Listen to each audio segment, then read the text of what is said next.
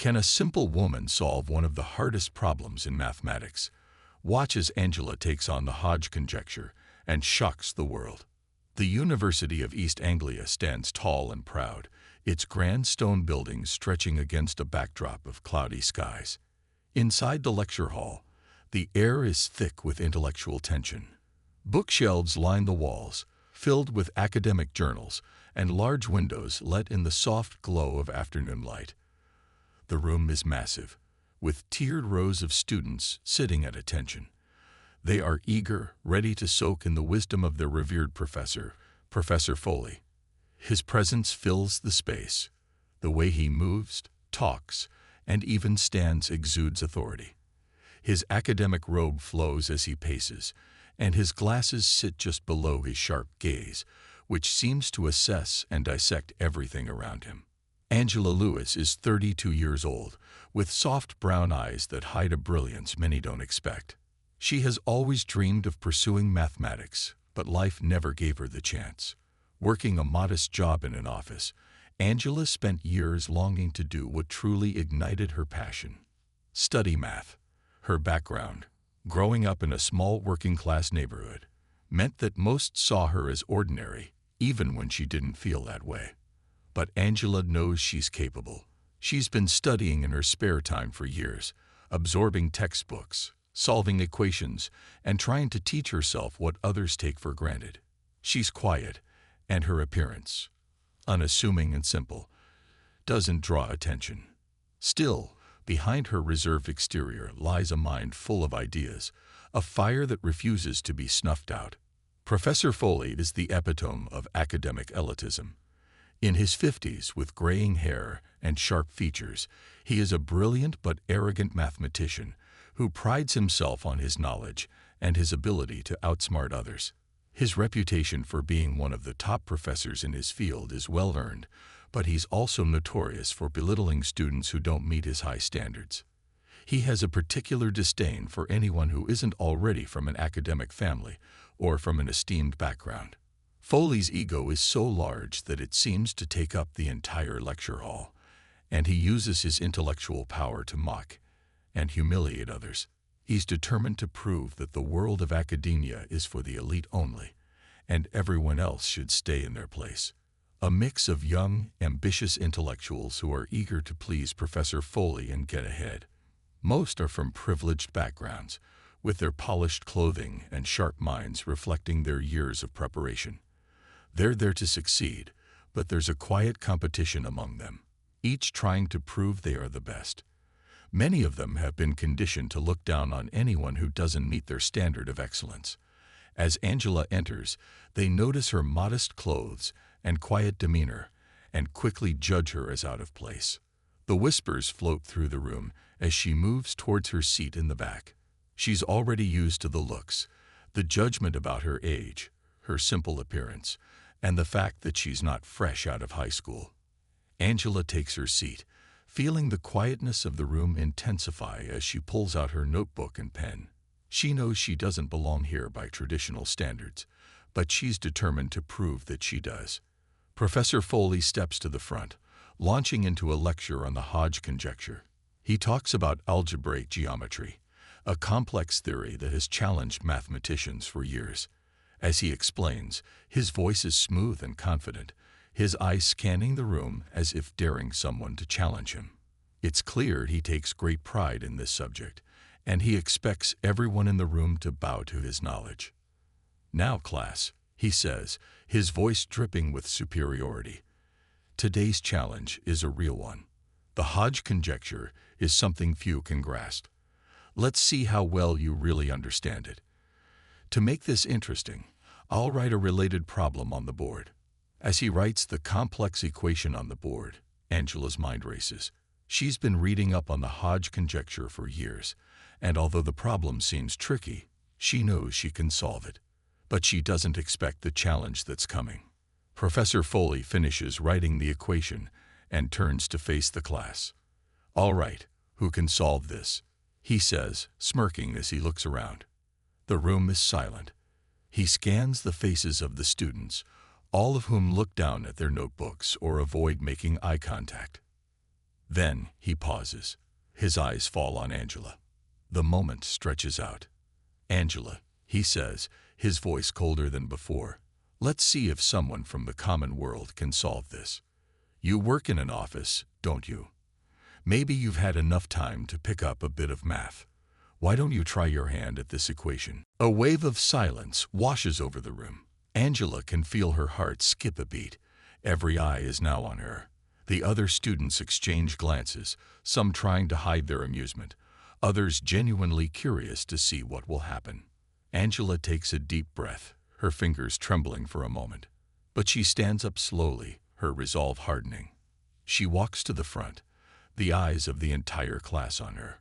With a steady hand, she picks up the chalk. The hum of whispers fades into the background as she faces the blackboard. The question is complex, and part of her wants to turn around and walk away. But instead, she focuses. This is her chance to show that she belongs here. Professor Foley watches with a smug grin, knowing full well that Angela likely won't be able to solve the problem. He crosses his arms, waiting for her to fail spectacularly. Angela's mind clears. This is it. No backing down. She begins writing. The answer is closer than he thinks. The equation before her, tied to the elusive Hodge conjecture, is daunting. It's a complex web of symbols and algebraic structures, something so intricate it's reserved for only the brightest minds in mathematics. Angela's heart races. The pressure of the moment feels almost unbearable. She takes a deep breath, attempting to steady herself. The room is a heavy silence. Every movement she makes, every piece of chalk she touches, feels like it's being scrutinized under a microscope. Doubt begins to settle like a thick fog around her mind. Am I really doing this? Can I really solve this in front of all these people? The words of Professor Foley echo in her ears, mocking her. Let's see if someone from the common world can solve this. Angela clenches her teeth, refusing to let the voice of doubt overtake her. She can hear the snickers and hushed whispers from the students in the front row, and she can feel the weight of their judgment on her back. Her heartbeat quickens, and she feels her palms begin to sweat. But then, Angela hears her mother's voice in her mind, gentle yet firm. "Don't let anyone tell you you're not good enough, Angela." The words bring her a sense of calm. Her mother, always there with love and encouragement, despite their struggles. Angela's resolve hardens. She's not here to prove anyone wrong. She's here to prove to herself that she can rise above. Angela pushes through the doubt, her focus shifting to the task before her. She takes another deep breath, steadies her shaking hands, and begins to work through the equation. She writes the first few steps with careful precision, her mind racing to recall the theory and techniques she studied late into the night. But the equation is much more complex than she anticipated, and her confidence falters as she stares at the swirling numbers and symbols. For a brief moment, the equation feels like it's mocking her. The first few steps seem to make no sense, and the pieces of the problem aren't clicking together the way she expected. She writes a few more steps, but they don't seem to fit. The writing is slow and clumsy. Angela can feel the weight of the class's eyes on her back, and she knows that they are already writing her off as a failure. In the front row, the whispers grow louder. Some students exchange looks, their eyes filled with doubt and amusement. They know how much of a long shot this is for Angela. One student lets out a barely audible giggle. Professor Foley's smug expression grows more pronounced, clearly reveling in the tension and the anticipation of her failure. But Angela doesn't falter. She's been underestimated her whole life, but she has never allowed that to define her. Her mind races, quickly running through the mathematical principles she's learned, pushing past the fear and self-doubt. The chalk feels warmer in her hand as she begins to break down the equation in her mind, step by step. Slowly but surely, the fog of confusion begins to lift, and the pieces of the problem start to fall into place. She makes a slight adjustment in her calculations and starts over, writing each equation with more confidence this time. The process feels more natural, like the numbers are finally speaking to her. Her writing flows more easily as she applies what she knows, following the logic of the conjecture that Professor Foley had presented. Every move she makes is deliberate and measured, and with each passing second, she begins to feel a sense of control over the problem that had once seemed insurmountable. The whispers die down. The snickers fade. The class watches in stunned silence as Angela continues to solve the equation, her mind and hands working in perfect harmony.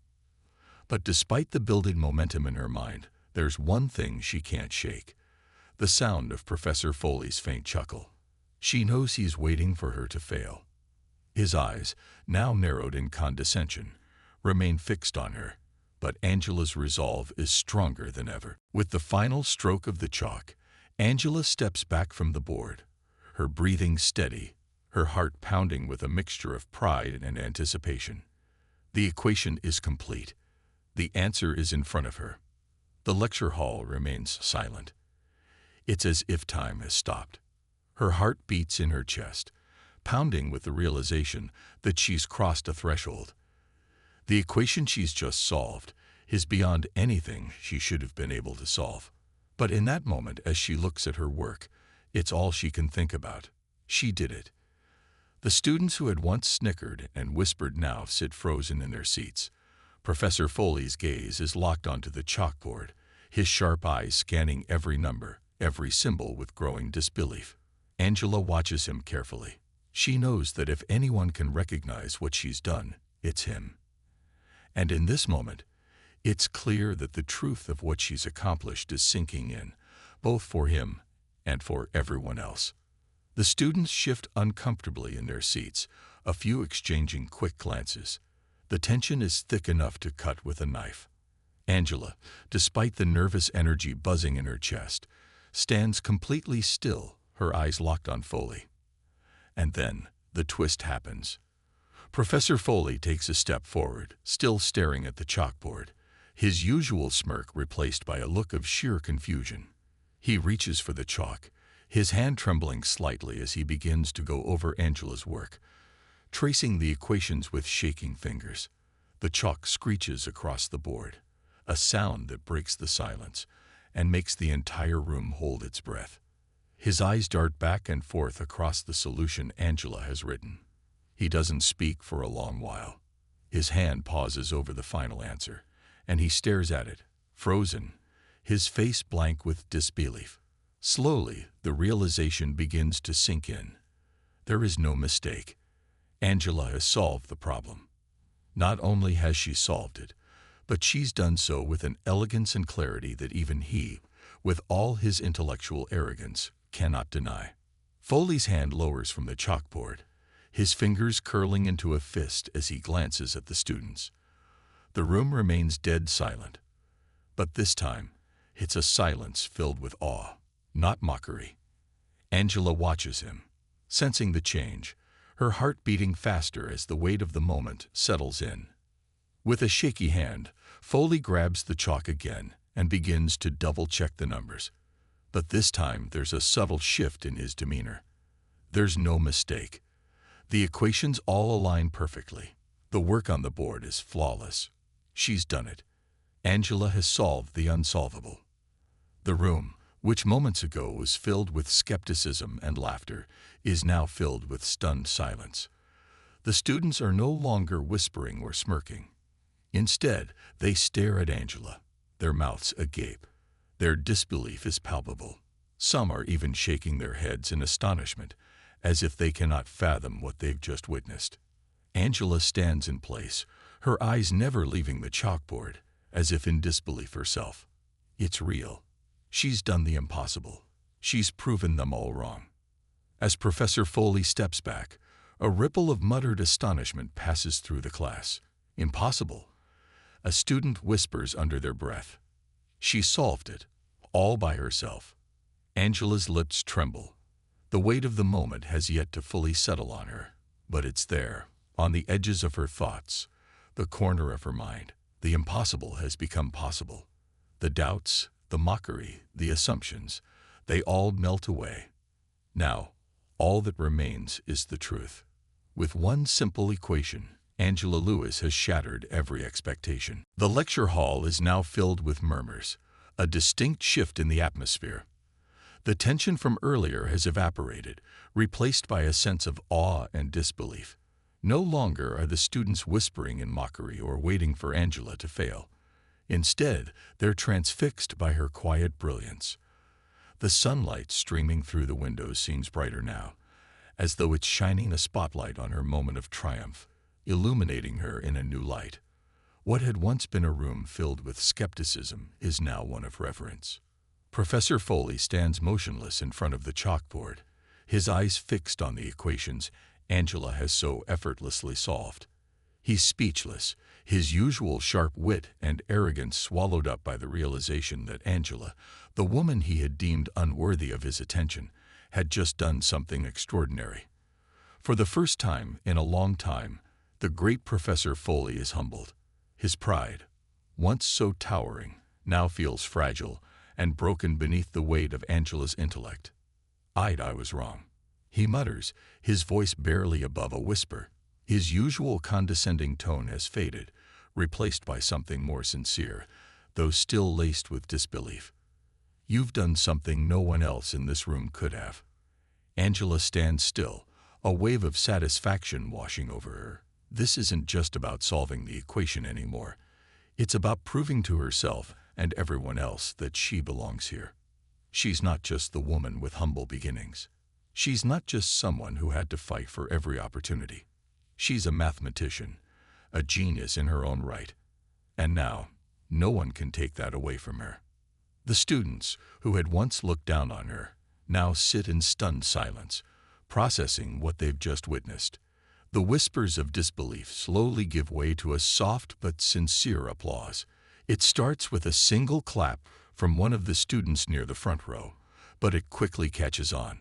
One by one, the students rise to their feet, clapping in recognition of Angela's triumph. At first, it's hesitant, almost unsure, as if they're still trying to comprehend the gravity of what just happened. But soon, the applause grows louder, more confident, and the entire class is on their feet, acknowledging Angela's brilliance. Angela stands at the front of the room, her heart swelling with pride, a sense of validation she never thought she'd experience. For years, she had been underestimated, by others and by herself.